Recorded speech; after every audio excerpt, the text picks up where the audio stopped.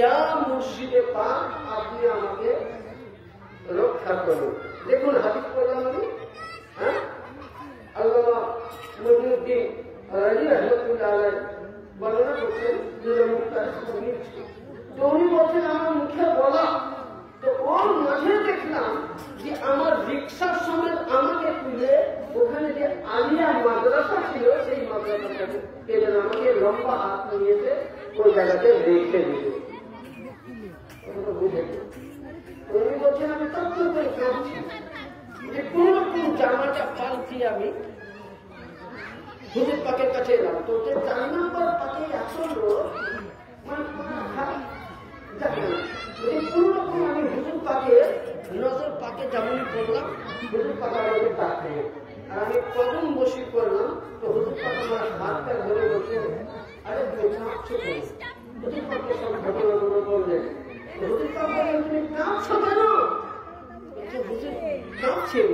হুজুর বলছেন কাঁদছো কেন? তোমার ভয় কিসে?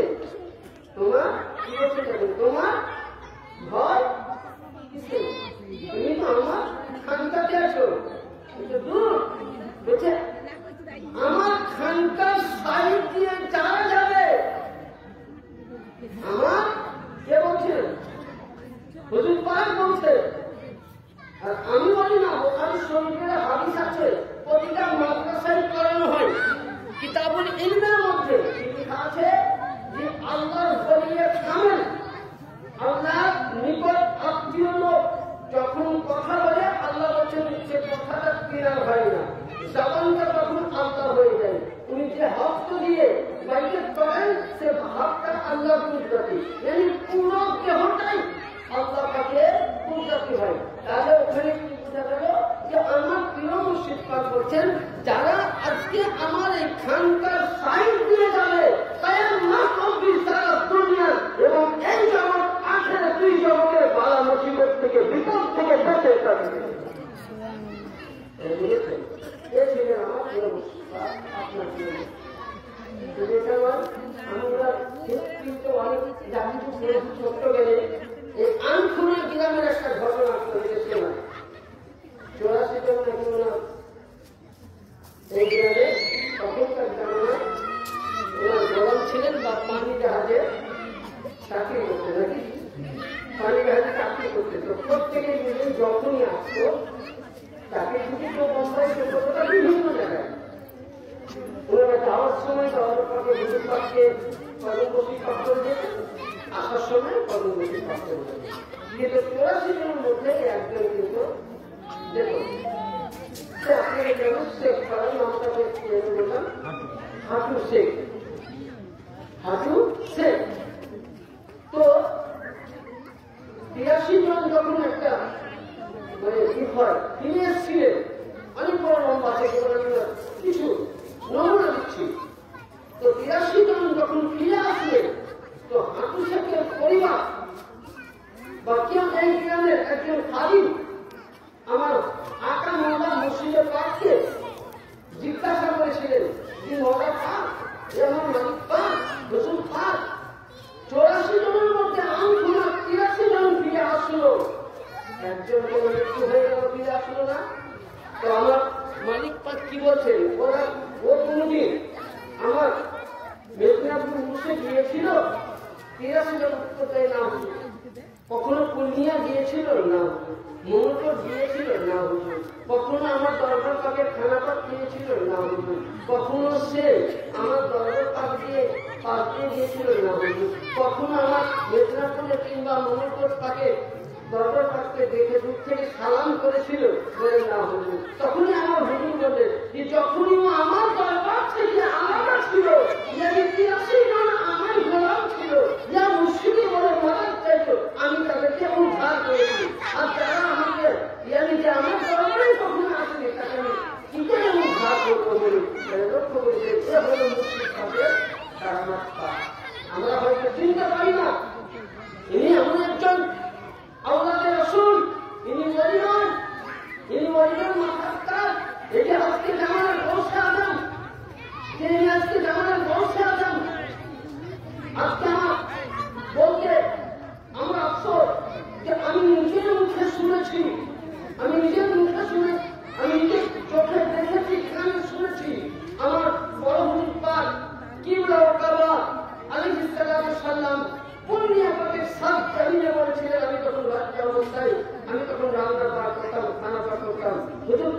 বলছিলেন যে আমার মনির পরামর্শ যদি তোমরা আমার তরবারকে চিনতে পারতে, মির্জাপুরকে চিনতে পারতে, মোহাম্মদপুর কিংবা পূর্ণিয়াকে চিনতে পারতে, তো এক একটা ইটকে তোমরা আজকে আদানের মতন তাজিম করে ঘরে রাখতে।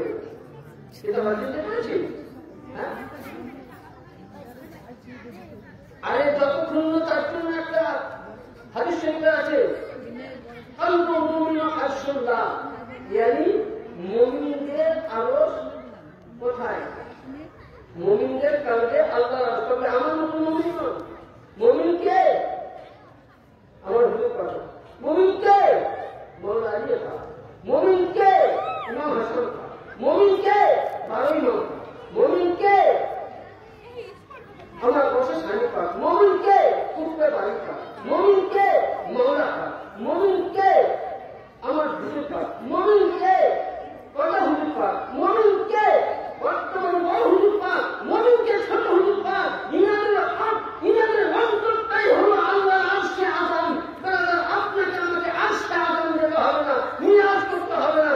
যদি আপনি সঠিকভাবে এর পাওয়ার হয়ে থাকেন, তো আল্লাহর আরশে আযমকে আপনি শুধু আসমান দেখতে পাবেন। আর আমার প্রিয় মুর্শিদ সাজ্জাদা হুজুর পাক সাইয়্যিদনা সৈয়দ ইয়াসুফ আলী আল কাদেরী চেহারা মুবারককে যদি দেখেন, ছোট হুজুর পাক সাইয়্যিদনা সৈয়দ রশিদ আলী আল কাদেরী চেহারা মুবারককে যদি দর্শন করেন আর চোখে চোখ যদি মিলাইয়া যান আর আপনার প্রতি নজর পড়ে যায়, কসম আল্লাহ খেয়ে বলি, উনার চেহারা মুবারকের মধ্যে আল্লাহ পাকের নূরের জালালিয়া দেখতে পাবেন। আরশে আযম আর আমরা তিনাকে কি করি? তিনাকে চিনতে পারি না। ফতোয়া না, হ্যাঁ, ফতোয়া দেবে না। এরা সব শিয়া হয়ে গেছে, আলী আলী বলি কিনা? আরে আমার কয়টা মাঝাব কয়টা? একটা হানফি, শাফি, মালিকি, হাম্বলি, 4 মাযহাবের মাসলা। ইমামে আযম বলছেন, আমি যদি হযরত মুসা কাসিম আলাইহিস সালামের দরবারে গোলামি না করতাম, আমি ইমাম হতে পারতাম না। তোমরা বলছো আমার শিয়া, ঠিক আছে, আমাকে শিয়া বলা লাগে ইমাম বুখারীকে থেকে 4 ইমামকে প্রথম দাও। আরে শুধু এটা নয়, ইমামে শাফাঈ রাহমাতুল্লাহ আলাইহি তিনি শিয়া নিজেকে দাবি করছেন। শুধু শিয়া নয়, এটা প্রতিটা মাদ্রাসায়, প্রতিটা দয়ালবী মসজিদ কাছে পাবে, যেটা কলকাতাতে মহাকাম এটার কথাতে আছে।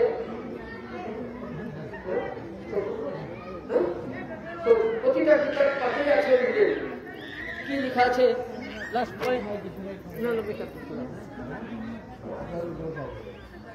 প্রতিটা কিতাব পাশে আছে, কি আছে?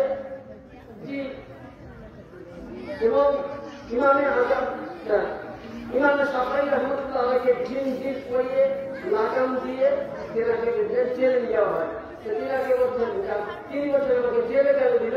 বলছে হুজুর আপনি পাক পানি যখন আহলে বাইতের মহব্বত করেন বেশি, তার জন্য আপনাকে শিয়া বলেছে।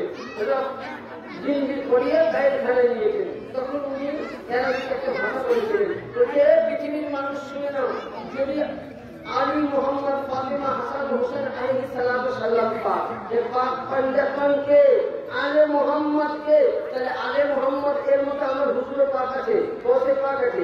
এদেরকে যদি ভালোবাসতে গেলে ইমামে শাফাঈকে শিয়া হতে হয়। আমি শিয়া নয়, জেনে নাও আজ থেকে আমি রাফেজি হয়ে গেলাম। রাফেজি মানে উনি ইসলাম থেকে বহিষ্কার চাইছেন। ইয়ানি বুঝা গেল মসলা মোতাবিক ইমামে শাফাঈ রাহমাতুল্লাহ আলাইহি আহলে বাইতের উনি বলে দিয়েছেন এটা, হে পৃথিবীর মানুষ, তোমাকে 10 লোক কাছে নিলেও না বা না নিলেও দেখার কোনো প্রয়োজন নয়, ইয়ানি বুঝার কোনো প্রয়োজন নয়।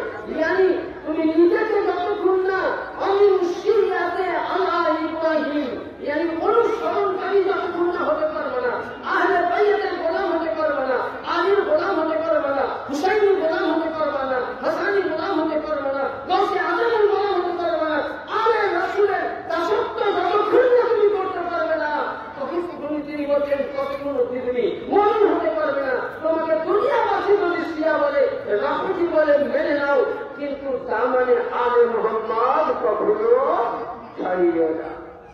একজন বড় ইমাম তো বলেছেন, এরকম অনেক হাদিস আছে ভাইদের আমার বললে অনেক সময়, কিন্তু করি না। তো যাই হোক, আমি আপনাদের কাছে রিকোয়েস্ট করবো, আমরা যে দরবার পাক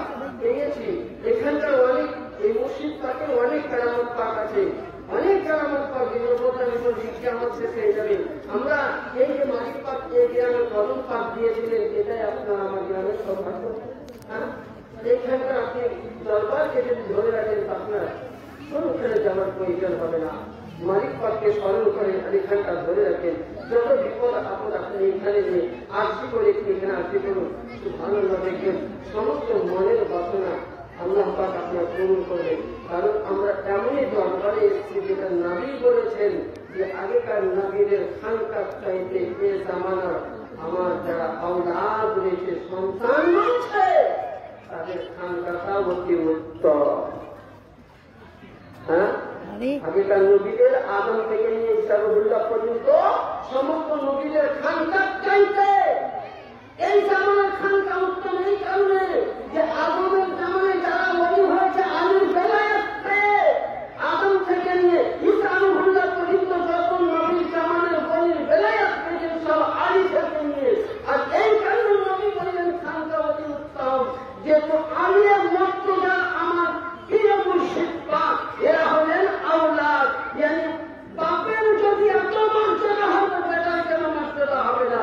বাপ যত সংখ্যাওয়ালা, বাপ যত সৌকাতওয়ালা, এটাও তত মর্যাদাওয়ালা। যেন আল্লাহ পাক আপনাকে আমাকে সকলকে যেন এই মুর্শিদ পাকের গোলাম হতে পারি, সাজ্জাদা নসির হুজুর পাকের গোলামি করতে পারি এবং ছোট হুজুর পাকের দামান ধরে যেন থাকতে পারি। সকলে বলে আল্লাহুম্মা আমিন। বাকির জামানা আলহামদুলিল্লাহি রাব্বিল আলামিন। اللهم امين. ربنا اغفر لنا ذنوبنا وكفر عنا سيئاتنا وتوفنا مع الابرار. ربنا اغفر ارحمهما كما ربياني صغيرا. ربنا اغفر ارحمهما كما ربياني صغيرا. صلى الله تعالى على خير خلقه نور عرش محمد وعلى اله وصحبه اجمعين برحمتك يا الراحمين بحق لا اله الا الله محمد رسول الله صلى الله عليه وسلم.